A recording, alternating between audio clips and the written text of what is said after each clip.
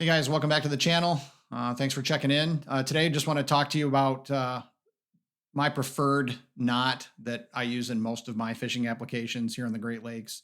It's called the Palomar knot. If you've been around a while, you probably know this knot. But for those who aren't familiar with it, it is a great fishing knot. It is what I will use in 80 to 90% of my applications.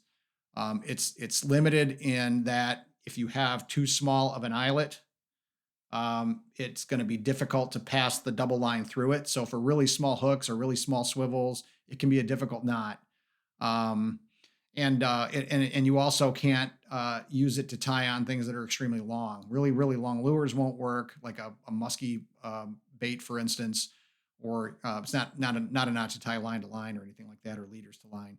But for any kind of relatively short, compact terminal tackle, as long as the eyelet's big enough, it's the knot I'll use. So to start with, we're going to take a section of line here, and you need to have a pretty good long tag on this because you'll see why, but we're going to basically need to open up a loop to pass the lure through it. So it's going to take a little bit of extra line than you might need for, say, an improved clinch knot. So we're going to double the line up like this, make a loop with it, and then you're going to pass that loop through the eyelet of the hook.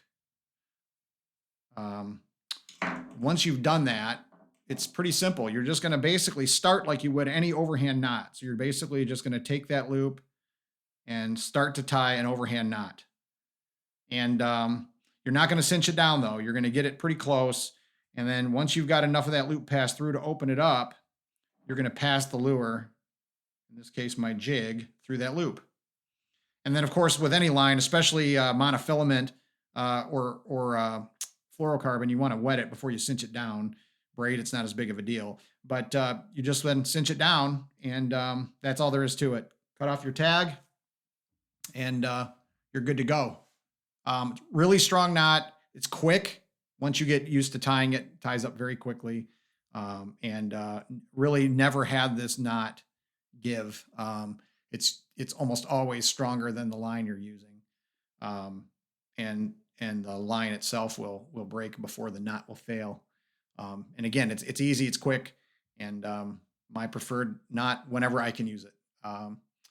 Thanks for tuning in today. If you enjoyed this video, please hit the like button and consider subscribing to our channel. Have a good one, guys.